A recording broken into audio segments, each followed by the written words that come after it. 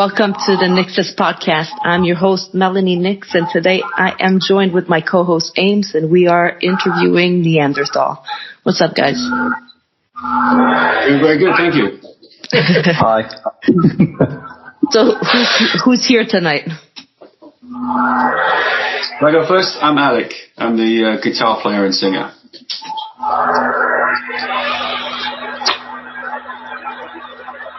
Who's going next? Stuart, you go next. All right. We should have got like a big seashell. Or like I'm one of the good ones. I'll play the bass. I'm Tom, and I play the other guitar. Welcome, guys. Where are you guys from? Well, from England in a sort of general speaking kind of way, but mainly Essex. It's like a sort of part of the east of England. Very cool. So what's the story behind Neanderthal? How did that name come up? Oh, God, am I doing this one, I suppose, am I? Because I'm the only... Yeah, talk to anyone who knows. I'm the only original member left. I nicked the name, basically, off another band. It's kind of how it went. It was like when I moved to Southend, which is where I live in Essex at the moment. I was kind of starting a new band because I was playing in bands in London. I moved there, and I actually saw it in the classified ads. I was going through that horrible process a lot of band members do, of going through pages and pages of classified ads and trying to find someone who's going to work out. And I saw an advert for a band called Neanderthal, and I thought, oh, that's a really cool name. I didn't end up joining them, but their guitarist came down and jammed with me and the drummer that I was playing with at the time. And I said, oh, you're in that band Neanderthal? I said, oh, yeah. And we sort of talked about how I applied for it. He said, oh, yeah, we're not using the name anymore. I was like, oh, okay. Can I use the name if you're not using it? He's like, yeah, sure. So, I stole it off somebody else. I mean, when it's good, when it's catchy, why not? Especially if you get blessings for it. I mean, let's go. Well, yeah, I mean, they weren't using it, so I thought, well, I'm going to have it then. I don't blame you. How would you describe your music, guys? Well, Tom, you have a little go at that. He's much more eloquent than me. I just hit things. Okay. And he knows what all the genres are. I just call it metal. Let's see, how did I describe it before? So I described it, so, we typically just sort of say, it's metal. But the way that, sort of when we're, very much sort of high on our own supply, we describe it as like thrash metal that's come full circle. So it's, thrash metal via all the other genres that it's gone on to sort of influence. So we've got little bits of groove metal in there, little bits of melodic death metal, so it's sort of like Gothenburg style death metal, especially the newer stuff we're working on at the moment. Yeah, and also with Rise, there's a very heavy prog metal influence, a lot of sort of Dream Theater in there via the former lead guitarist. Because now that's what you guys were saying. There's only Alec left as one of the original members. From the first lineup, yeah. Jay was the drummer. He's not with us at the moment. He's not. He's with us. He's just not on this call. Yeah. He kind of joined about 2016. So how long ago is that? God, nearly 7 years ago now. So he was the original, and then after the pandemic, the two guitarists left, and I went from bass to playing the guitar again, which I originally did, and then we got Tom and Spewy there. And as far as like what we play, we'll just reiterate what Tom said. It's kind of like the thrash is kind of like the blueprint for it, but we just take in all those European influences as well, with the kind of the strong melody and stuff like that. That kind of old school sort of metal, but not, with that old school kind of janky production sound and stuff like that. We kind of have that modern aesthetic of how we want it to sound. And just like that kind of modern feel to it, and just everything we think is good, because we listen to a lot of different stuff. So whatever we think is good, kind of gets in. Would you say your sound changed since the members changed? Like, can we hear like? I think you will hear that with the new stuff that we're working on, which we haven't really sort of said anything about, sort of keeping it under wraps.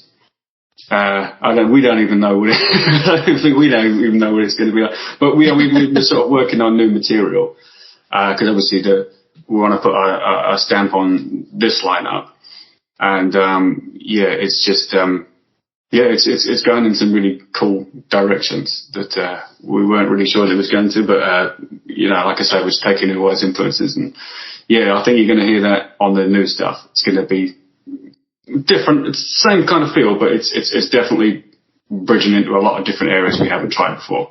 Bringing in new members usually do that. We all have our own style, our own vibes. So. Absolutely. How would you describe your creative process? The big difference with these guys compared to what I've ever done before is that everyone's involved in this one. We've basically record shit at home, and there's like little bits, and then Tom will hear something I've done, or Alec will hear something Tom's done, and Jay just hits things faster and faster. But all of a sudden, you've got a song there by accident, and like Alex sort of alluded to, we've got like I think we just bang it up on Google Drive, don't we, so we can all hear it. And we've now got more lyrics than we know what to do with. We've got more parts of songs, more riffs. And even today when we were sodding about the day, I mean, I think Tom was up with your parents, wasn't he? And he's sodding about sending us videos on his acoustic guitar. But when we then go into rehearsals, once we've done the bits that we really do need to do for our live set, these things are just being sort of messed about. And for me, sorry mate, it's been completely different, because normally in a band you've got the leader, or one or two people, and then everyone else just has to fit in around it. And this is completely different, which is a massive, I didn't know at the time when I obviously said, "Oi, do you need a bass player?" But I think it's why it's worked so well, and that's sort of translated into our live performances as well. I mean, we have real fun when we're doing it. It's not. We try to look serious because you really met we want to double up, don't we? But in the background, we're sodding about enjoying ourselves, and this is really, I think, where we are. Yeah, I was going to say, like, that G drive is like Pandora's box at the moment. It's got so much stuff on there that we just ideas we put backwards and forwards. It's fun curating it and kind of delving through it and finding what we've got. But like Spewy said, we've got so much stuff on there now, because it's like I say, just as what Spewy was saying, it's like it's a complete democracy. It's like anybody can contribute lyrics, riffs, anything, and there's no kind of right or wrong. It's just once we put it together and we're happy with it, if we're all making a face and nodding our heads and think, oh, okay, this sounds pretty good, then we know we're on to a winner. Okay, so we have got here, do you have any artistic collaboration plan at the moment?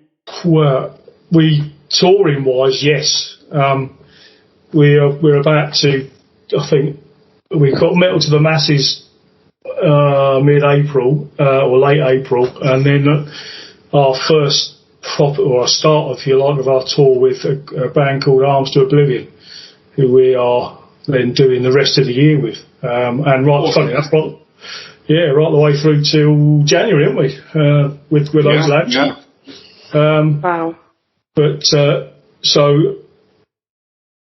yes, I suppose in some ways, but we aren't doing anything musically yet because we haven't sorted ourselves out. Yeah, I think, isn't it? Finding an opportunity. Well, that's the thing. I think with collaboration-wise, we want to do that live, but I think the next release we do, or releases, not to give too much away about what we're going to do, but we kind of have a few releases planned. We want to be like 100% like just our stuff. If something comes up, we'll see how that goes. But like Spewy's, that's kind of Spewy's brainchild, the whole Relentless Aggression gigs that we've been putting on. They're like our own shows that we've been, putting together. I say we have. It's mainly been Spewy that's been doing all the work for it. We just sort of turn up and go, yeah. And, so that's been really cool. We've got some really good bands that we're doing a lot of shows with, and that makes all the shows much more enjoyable to do. When we know the people we're playing with, and we know that they're really good bands, because it makes us play better. If we know that the bands are really good that we're playing with, we know we've really got to kind of knuckle down and deliver.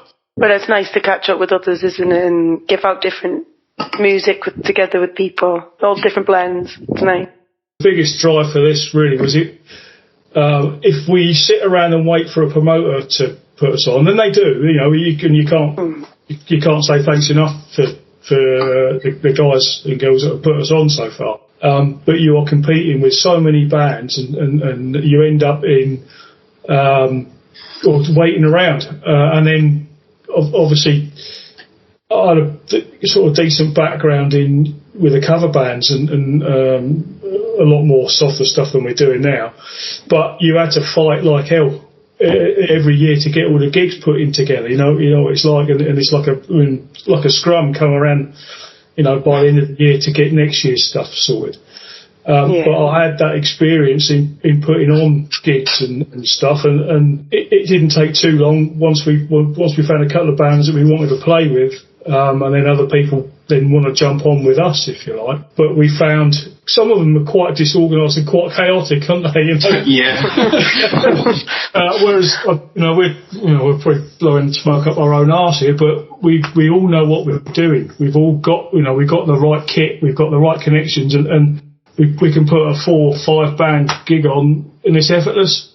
It cost us. What's it cost us? It cost us a sound engineer. Sometimes you nearly make your money back on the door, didn't you?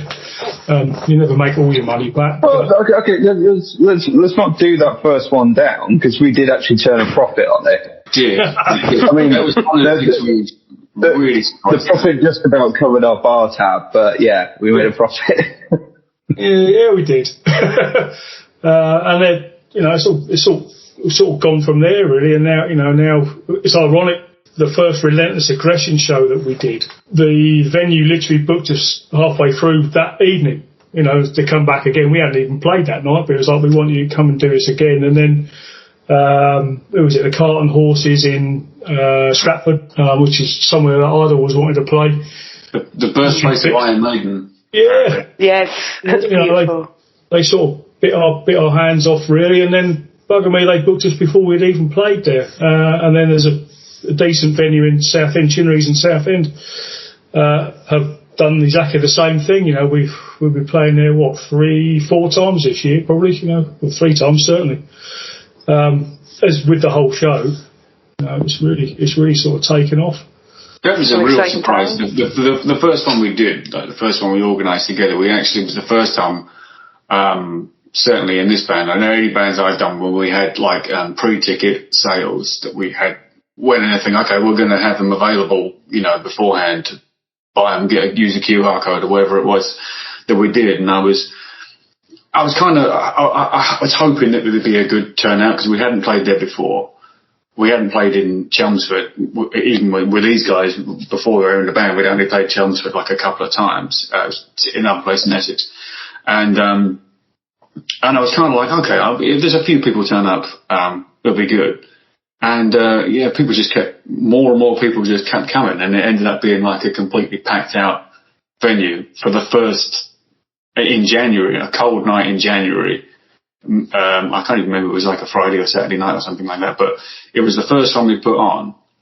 And like I say, a cold night in January, and it was packed, and everyone really was into it at the end. We just sort of turned around and went, oh wow, that was, that was a real success. Like the first one was a real success, and it was like a real incentive for us. It was a real kind of I don't know what the word I'm looking for, but yeah, it was great. It was like inspired us to do more.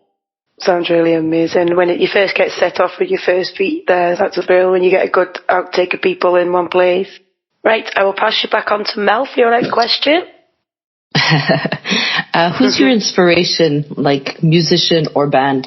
Why do you admire them the most? Oh, that's a tough one. I'm not going first. Tom can go first for this one. Oh, you can all go for that one. That's a pretty individual question. One of the biggest inspirations I ever had was from a guy called Emil Wurzler. played in a band called Daft back in the early 2000s, and then moved on to Chimera in about sort of 2010, 2011. The guy, it's very hard to describe his playing unless you've actually heard it, but it's very much jazz infused death metal. It's just absolutely phenomenal. And I remember hearing it when I was maybe about 15, 16, when I was sort of on a big sort of say like John Petrucci kick, and at the time I was like, no, he's the be all and end all. And then someone sent me a clip of the two guitarists from Daft at the time, A.L. Levi and Emil Wurzler, going through one of their tracks called From the Blind. It's completely fucking blew my mind. Other guitarists, I suppose, Devon Townsend, Michael Akerfeld. I'm also massively into the guy from Stylosis at the moment. I can't remember his name. Yeah. So you have a lot of inspiration. It's not just one artist. Like you pick up inspiration. No, yeah, it sort of it changes from sort of day to day what kind of mood I'm in. But Emil Wurzler is definitely sort of the big one that I go back to all the time. Ask a guitarist who his favourite guitarist is. You're not going to get one answer for that. That's true. We'll go on and on. Yeah. Anybody else for this one? Yeah, mine's simple. I'm an absolute blunt instrument. It's Motorhead all day. Yeah. As far as musical stuff, I was a kid. I went to see them, the Cliff Pavilion in Southend when I was 14, and I remember being in there, and like you do, you run straight down the front because we was there really early. You can't drink because you're 14 years old, and I remember you looked at the speakers were from the floor to the ceiling, and the whole back line and everything. I didn't even know what it was all about. And I think Girls' School Supported, who were bloody awesome. Especially when I was a kid. I'd never seen anything like that. And then Motorhead come on, played the first chord, and then you're just deaf.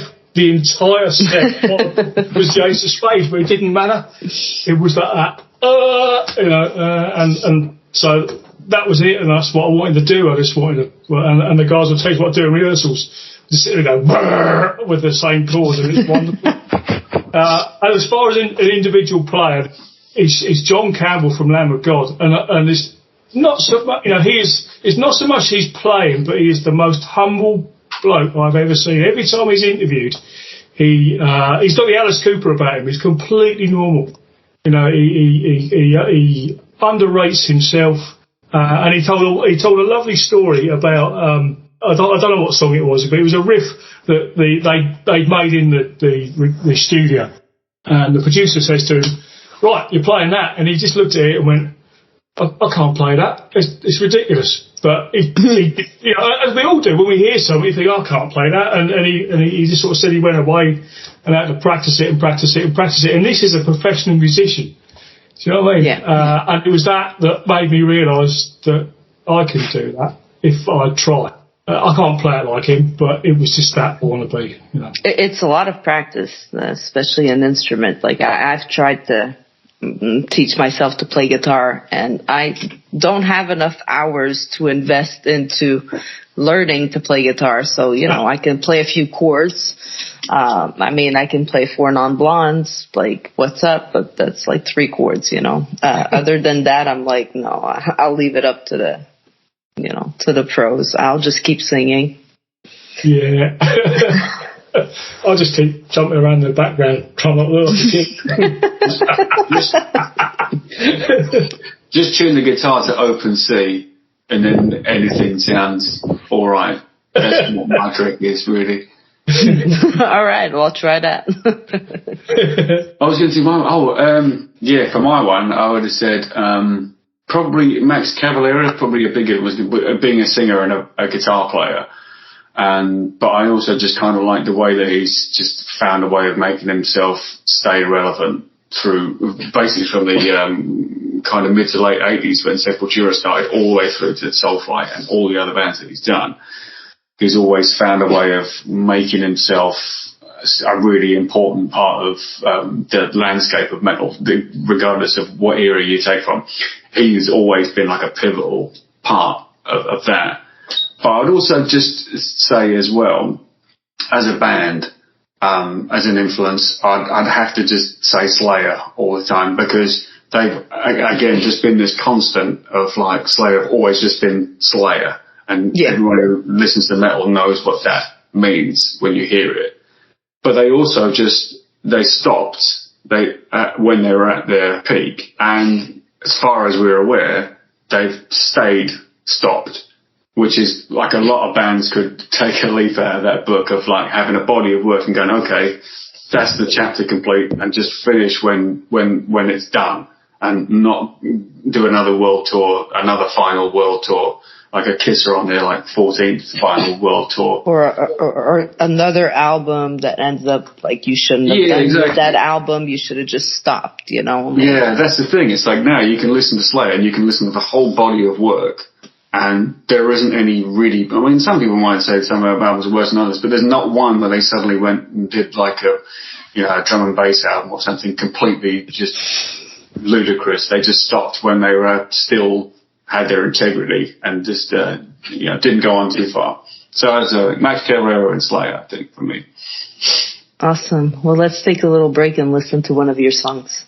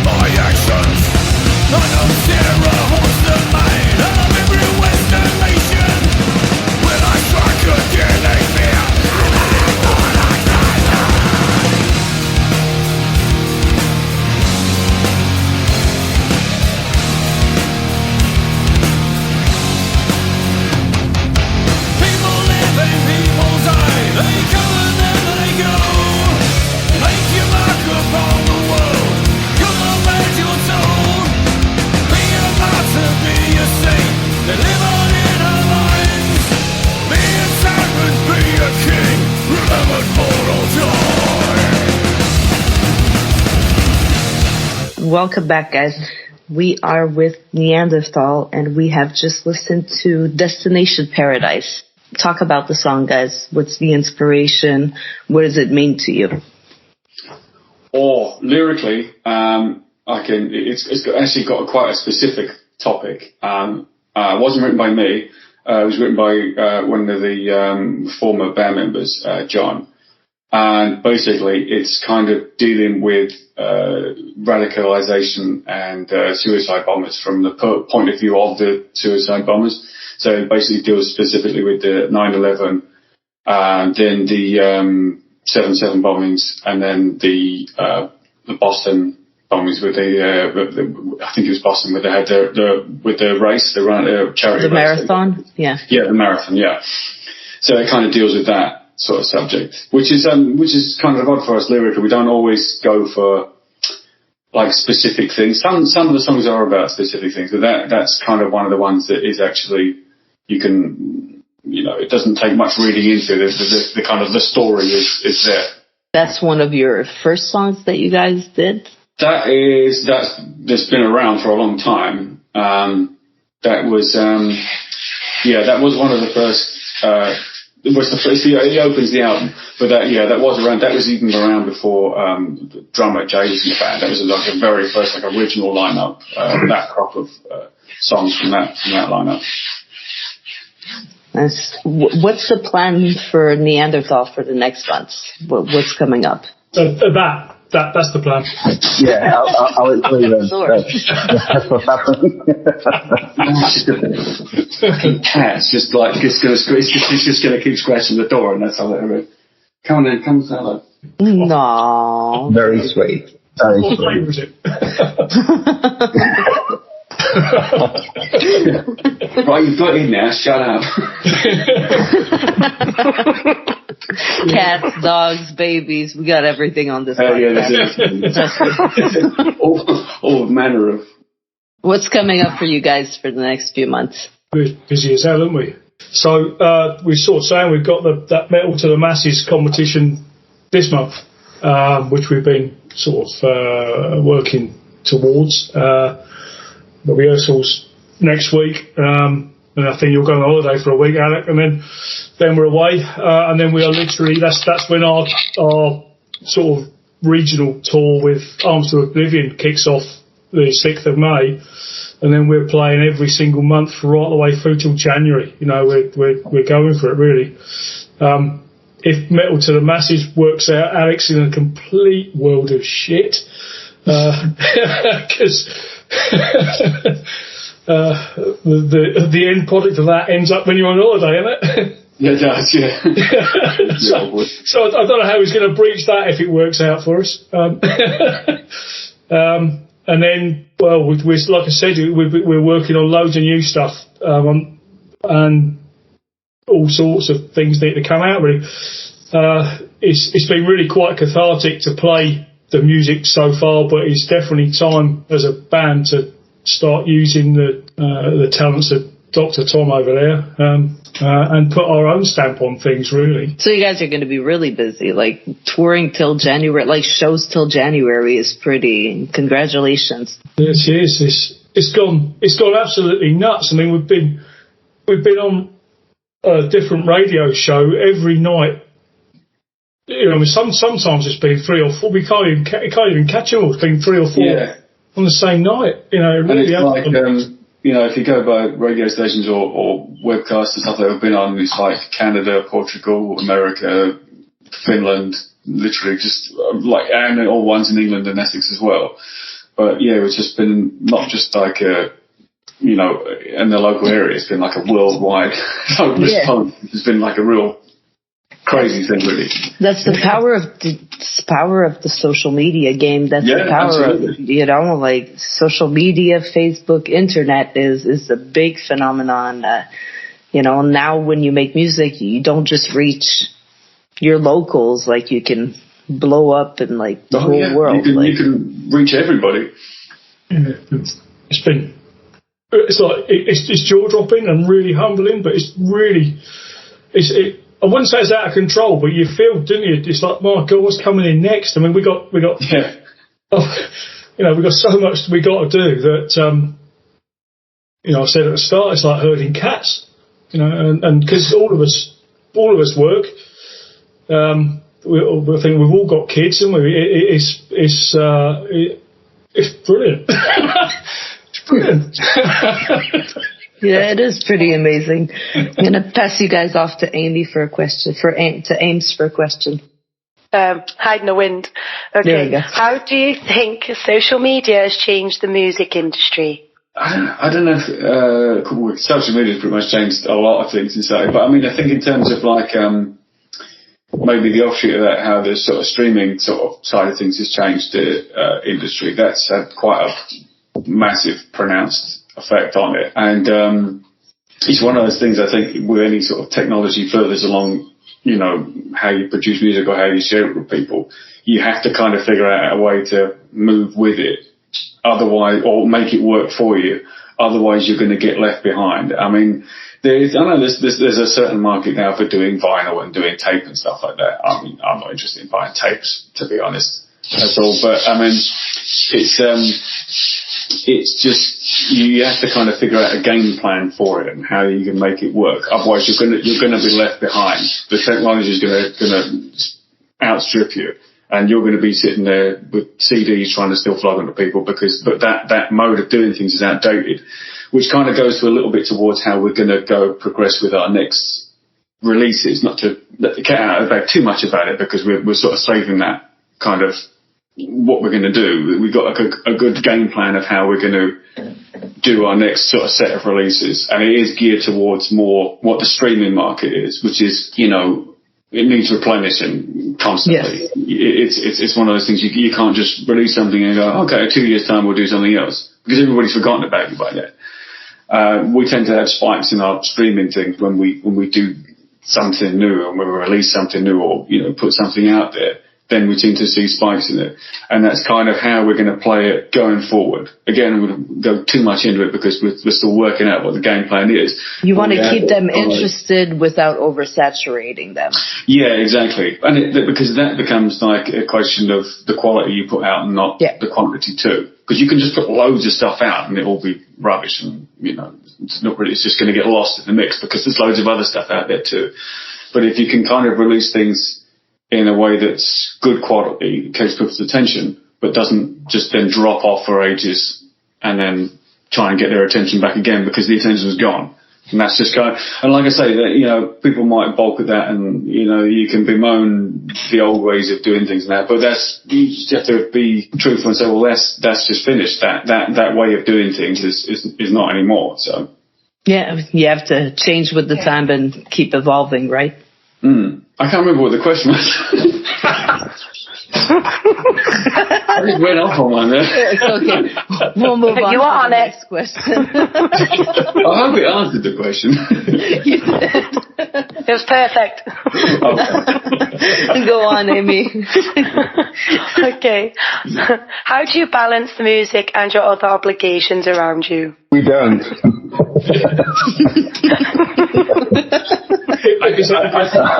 You're always slightly in the doghouse. Yeah. I think one thing that helps is that we are all in the same position. We're all married, and we've all got kids, and we've all got full-time jobs and careers and stuff like that. So we all kind of, understand where everybody's coming from. There isn't kind of any of that sort of fun, or whatever, from band members that maybe don't get it but everybody's also prepared to commit enough of their free time to make the band actually work as well. Because you have to have that. You can't constantly just be going like, oh no, sorry, I'm not available. Because then you haven't really got a band. So it's a question of just being prepared to what the free time we have, which is not a great deal between us, but it's just that willingness to sacrifice what free time we have to be able to do what we do. And I think because we're all committed to doing the band and we all enjoy it, it works in that way, because we all appreciate the time that we have, which is not a lot between us. It's just, dedicated to that, and we all just appreciate that we're all committed, because we're all giving up our free time to do this, whereas we could be going and doing whatever else. But we all just decided that, okay, our free time is going to be for this. And I think that just helps, because we're all kind of singing from the same hymn sheet in that way. Really ties in with that question about a creative process. This is, for me, the only band I've been in where everyone does stuff. Everyone's working their arse off all the time. They're always doing something. You only get that opportunity now and again. And I think all of us have been doing this a while. And it was a thing, that's really made me commit to 120% really to this. Was I know that Tom and Jay and Alec are pulling their weight, and in most bands it's not done like that. We all, it's normally, the sad reality is, it's normally one or two people working their arse off, and the other two or three just sort of being dragged along behind until they get bored, and then they drop the two that have been working their arse off in it. And this isn't like that. We all come from different backgrounds with different skills, and that's what makes it a really good team. And there's a tremendous amount of trust between us all as well. You think we've become such good friends in the space of this year. I mean, we probably know more about each other than people that we've worked with for the last 20 years. That sounds a little bit, but it's the reality of it. Like, yeah, it is. That's how much you have to know. You have to know your bandmates. You have to care about them. Like, when you guys go on tour and you're not with your family, that's your family without your family.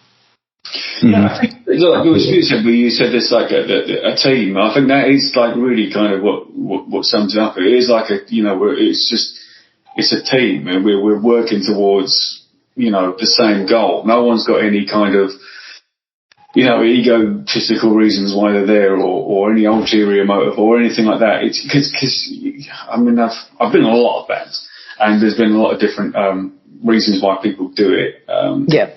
Some people do it just to, get off their head on various substances. I've met a few of those. And some people just like being it for the social aspect, and that's fair enough for that if you want that.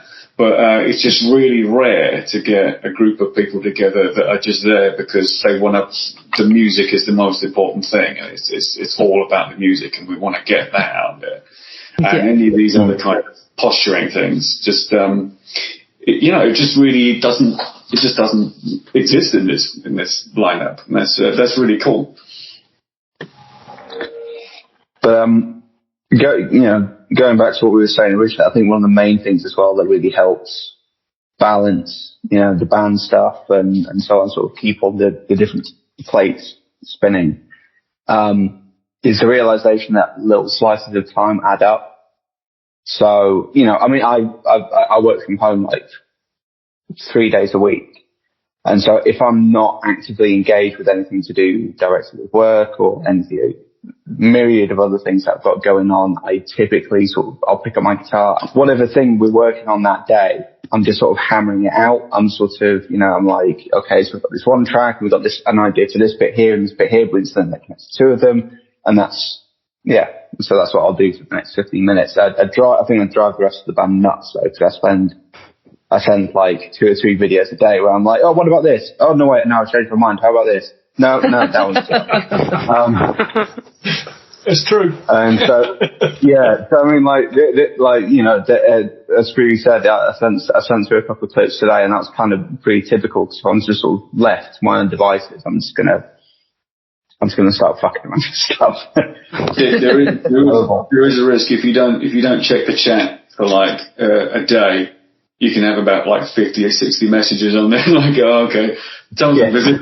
You have to scroll back through it and find out what the thread of the conversation was. It's just, But that's what makes things work with this lineup, is that we've got different people whose approach to things is very different. For me, I'm more like a fire hydrant that occasionally is switched off. If I'm just sort of left to my own devices, I'll just spray stuff everywhere all the time. I'm not half it. Whereas, everyone else in the band can be a bit more focused, should we say. I completely get what you're saying, for sure. Let's go to your second song, and we'll be right back, guys.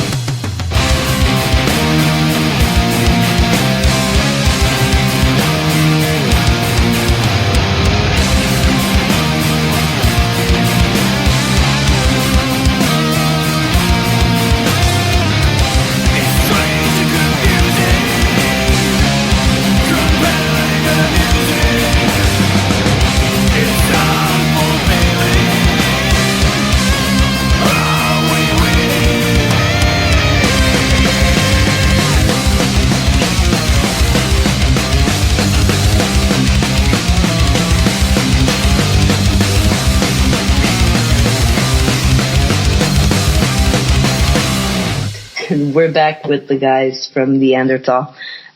We just listened to Are We Winning? Again, I guess Alex gonna answer this one too again.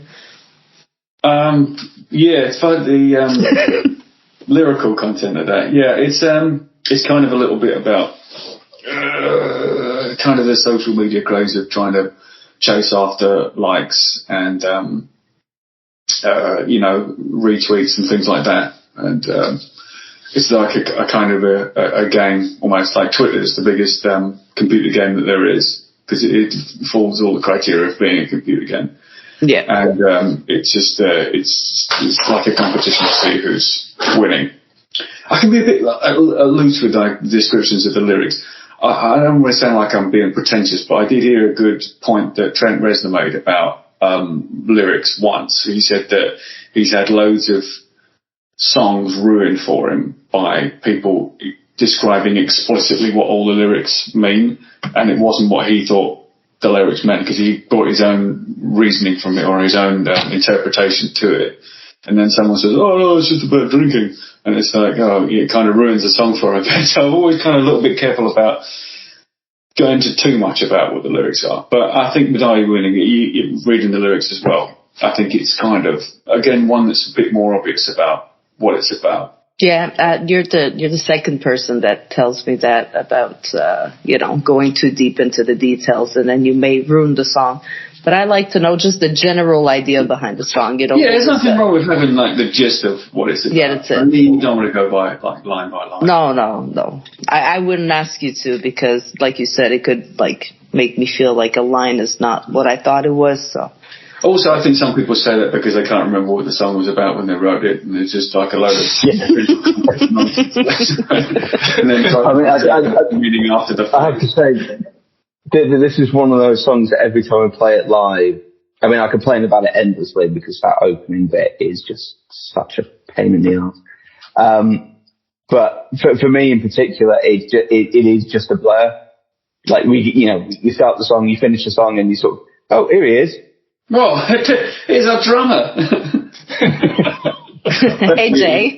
Welcome. Okay. Unmute yourself. I'll watch this. This is going to be awesome. Maybe it's not. Keep him on mute.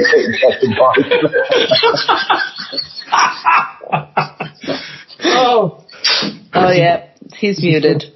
Yeah. To be honest, it might actually be a saving grace here. Can we get that for rehearsal set button where we can just do? Hang on, I'll send him a text. We can't hear you, Jay. I could hear him rabbiting away, but Could he hear us though? Moving. There we go. I can hear you. Oh, there we go. Hey. Hello, mate. Good evening, all. Hi there. All right, so we just talked about your song, Are We Winning? Ames, do you got a question for them? I do. Other than music, are there any other hobbies or passions that you have? Go on, Joe. You haven't done one, so you do this one. Used to have quite a few, but in this day and age, with the music that we're doing with the band, work life, home life, there hasn't been much really that I've been able to do. I mean, with the family, we do family film nights, stuff like that. I mean, many years ago, I used to be really into my drawing. I used to do a lot of artwork and used to write a lot of lyrics, but with everything in this day and age at the moment, I've, in any spare time I've just spent learning new songs and various bits and pieces all to do with the band. Anybody else? I go fishing. That's my way of just chilling out. Normally with my lad, a little boy. That's my excitement in life. If his son is not one that he's just found. All your free time standing waist deep in water wearing rubber. You're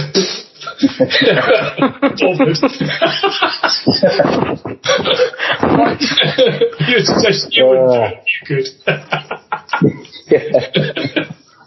I don't know. For me, I mean, yeah. So for me, I mean, I don't like to use the word workaholic, but I don't tend to stop very much.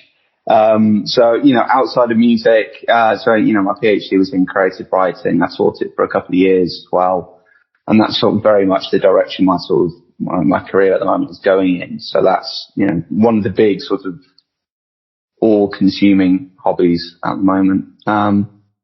Yeah, so writing, music, reading very, very long pointless books. Hope you get busy. I haven't at the moment, but I've done quite a lot of martial arts and stuff like that sort of in my spare time. It tends to be sort of one thing I sort of try to stay physically fit and do that kind of thing.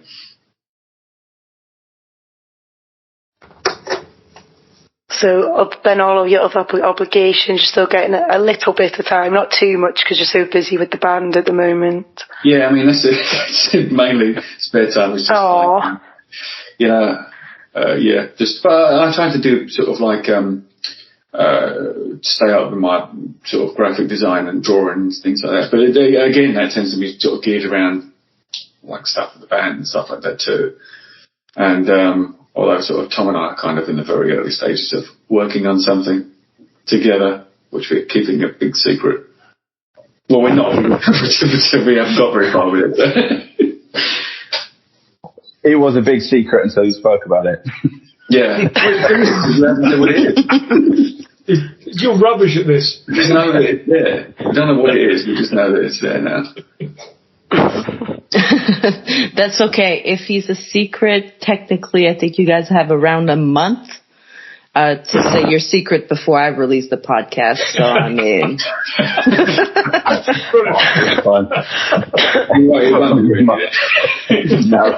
It'll still be a largely dusty shelved secret. It'll just be a series of messages being like, oh yeah, this is quite a cool thing. Oh yeah, that was quite cool. Yeah. Nothing more. What brought you guys together? Joinmyband.com.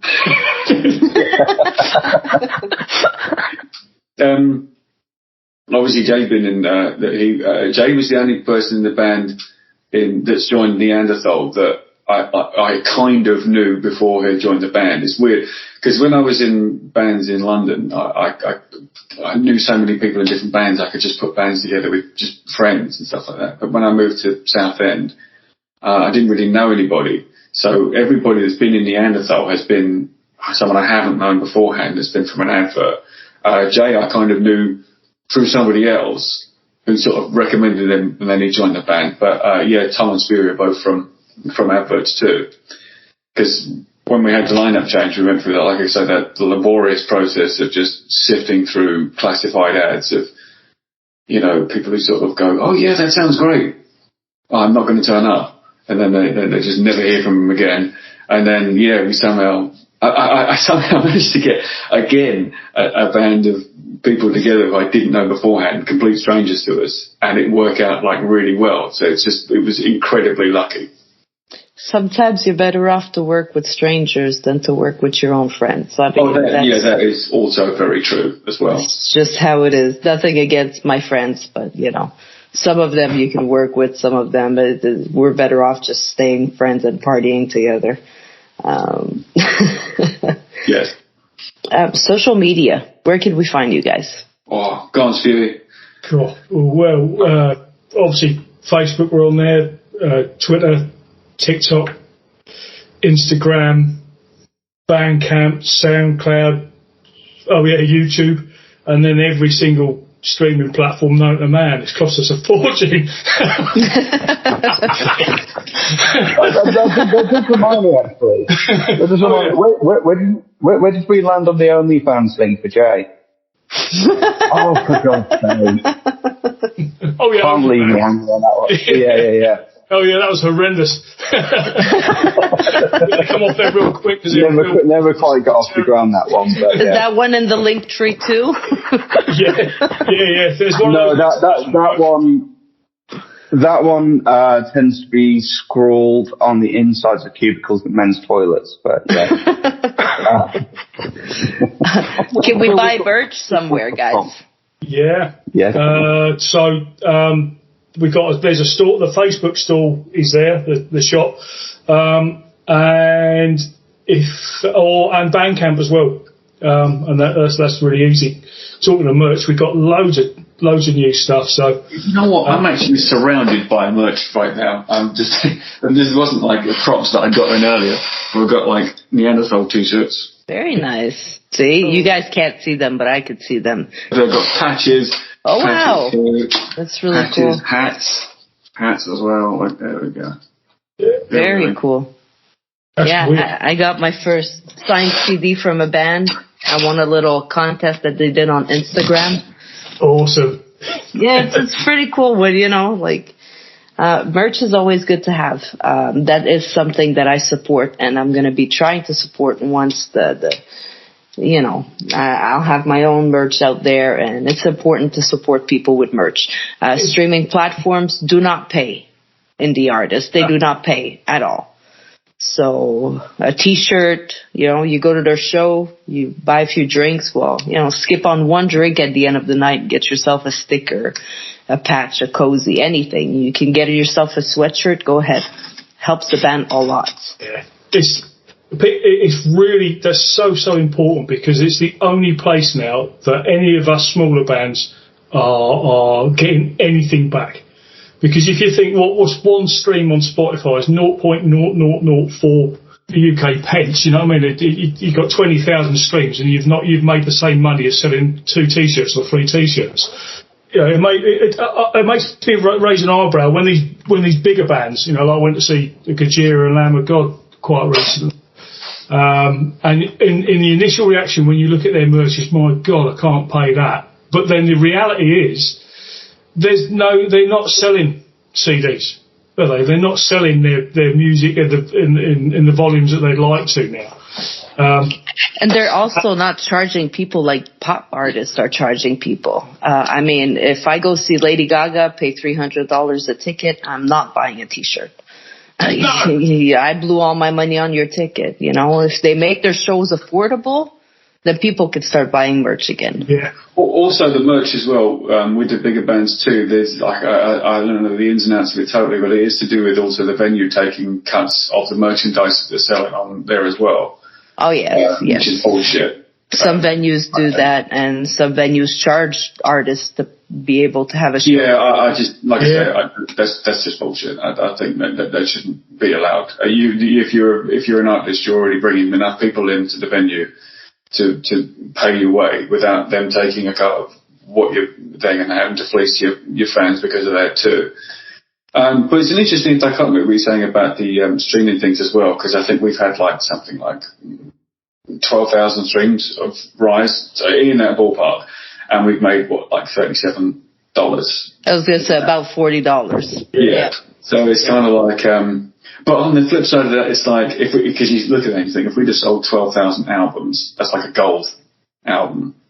Yeah. We'd have made, and you need something 10 quid now was like 100,000. Over a million stream now to even be considered. It's completely crazy. We had talked to, my old band had talked to a label, and they told us we needed something like 5 million streams on 3 of our songs before they would even look at us. Whoa, that's a lot of numbers, It is a lot of numbers. And then, but it's funny because you look at it's like I said, if they sold 12,000 albums, we'd have made X amount of money. But also it's like, would we have sold 12,000 albums? Would we have? That's 12,000 people that have streamed it. Because that's the thing. That's the vicious kind of circle that it's in. It's like, would we have got those numbers with that amount of people actually heard it? So it kind of almost kind of ropes you into that thing of if you want people to hear, if people hearing the music is the important thing, then here's people hearing the music. But it's but it costs money to produce the music. So we have to make something back to be able to do that. Otherwise, nobody's going to be making any music. Well, then keep streaming, but buy merch. That's what what people have to do. Just keep streaming. There's so many good playlists out there with a bunch of indie artists that a bunch of indie artists are starting themselves. Just keep streaming. That's what I do. I sit there and I just press play while I'm working through, the podcast, the radio stuff. And, I don't listen to mainstream music anymore. It's all indie. We're going to go to your last songs, The Death of All Emotions. We'll come back, talk about it quickly, and then I'm going to ask you guys that final question that I ask every band.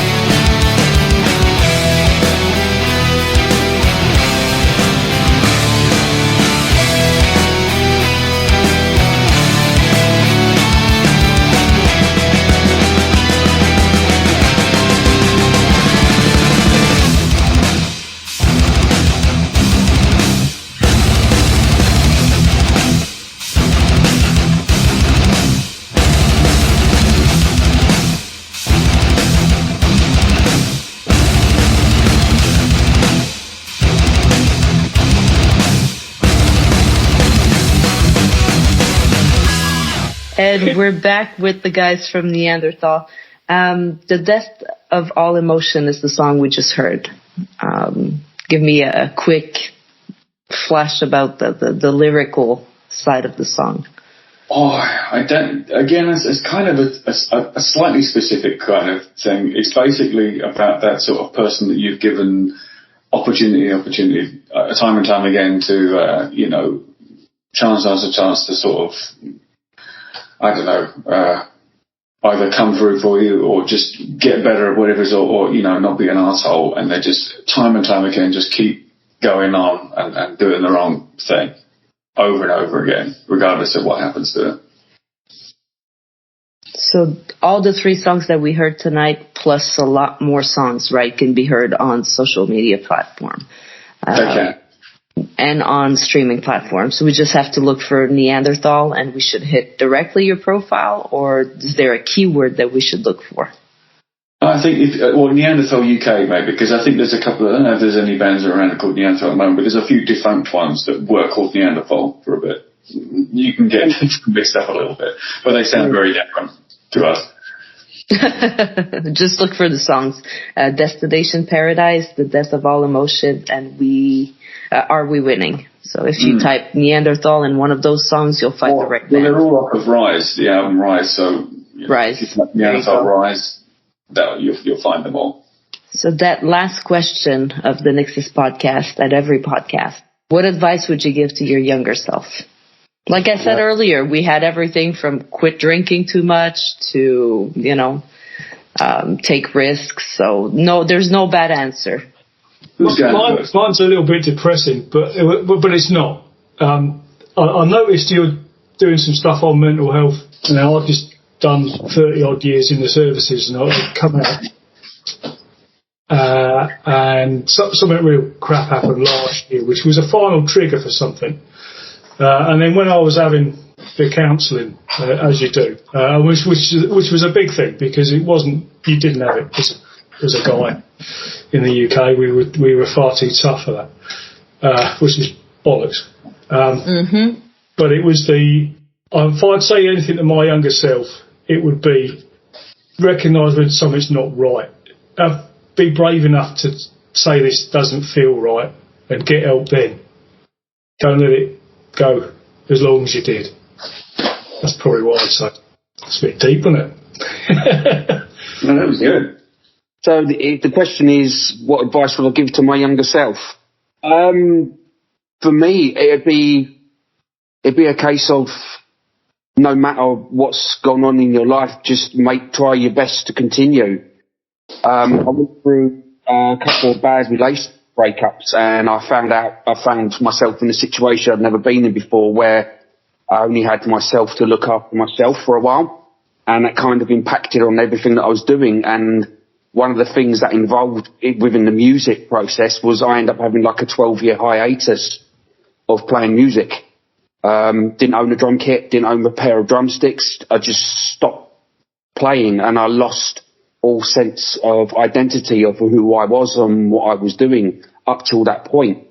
And knowing what I know now, I would like to say, go back to myself and say, look, times are hard and it is difficult. Don't lose that identity of yourself. Don't lose who you are.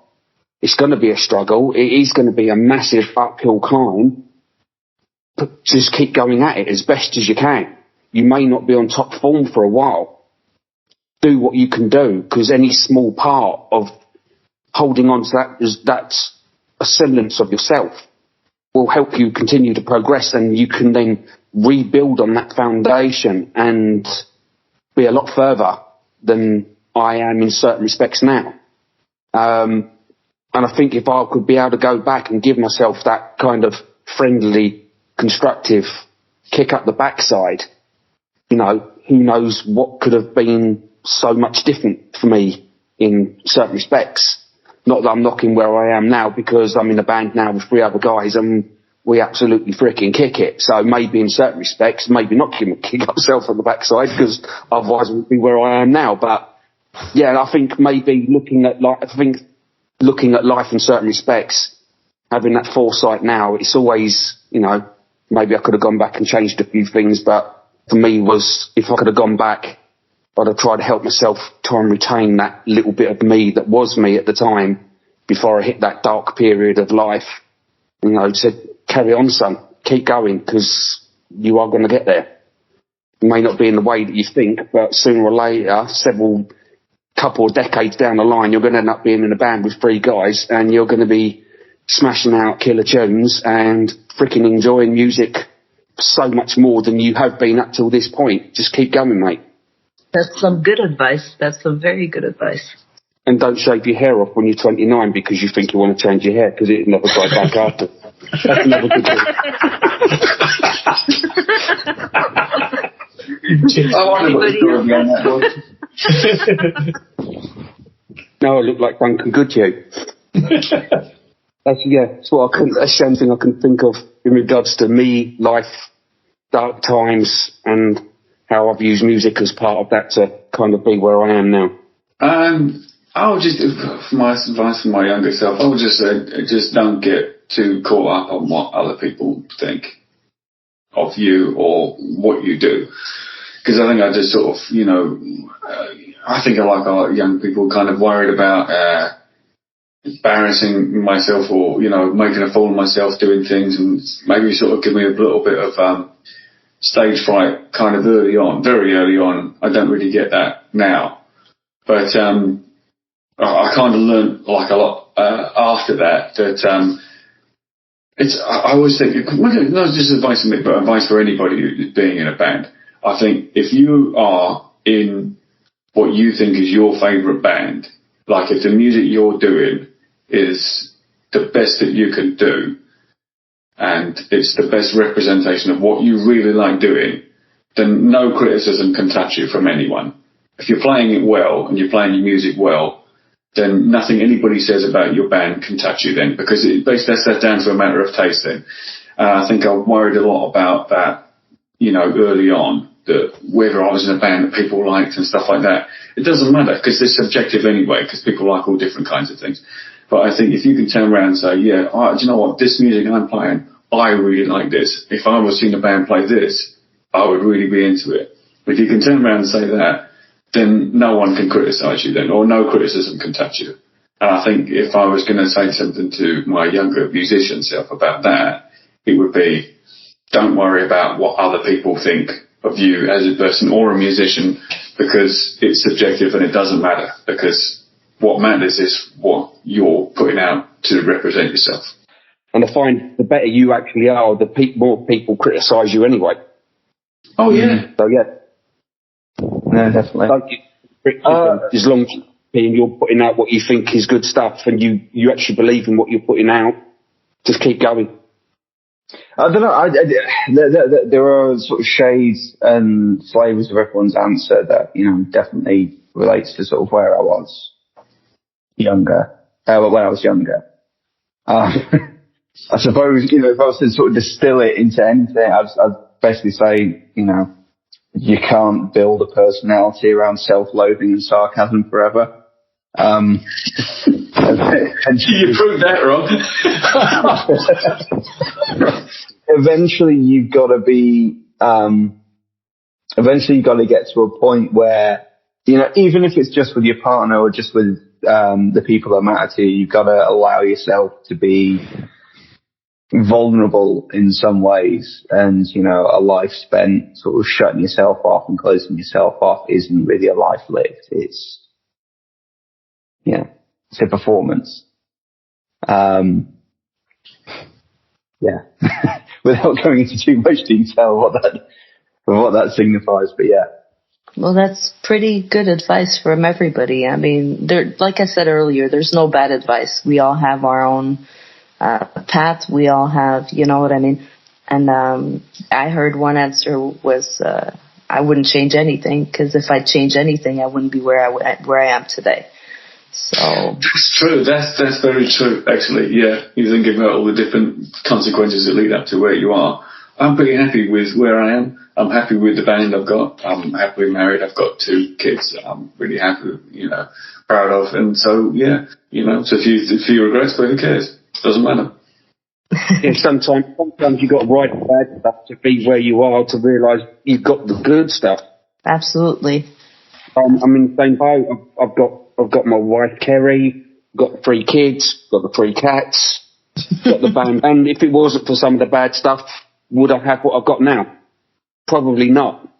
I'd be somewhere else completely different, and I wouldn't want to be anywhere different than I am right now. So, yeah, sometimes you have to write. Brilliant. We should do like a tape of like therapy sessions for people so they can just listen to them while they sleep. No. I'm just gonna, Therapy sessions with Neanderthal. We can just about blag it for like 5 minutes, but after that, it's just going to become bizarre. Yeah.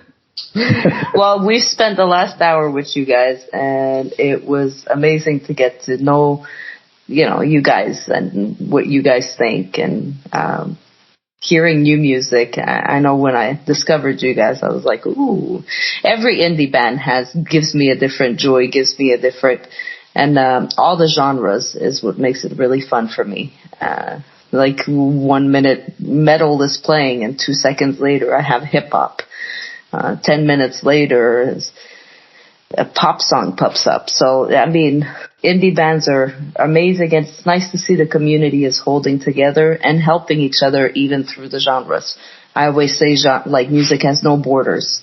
Whether it's the language, the genre, support should be supported with as much love.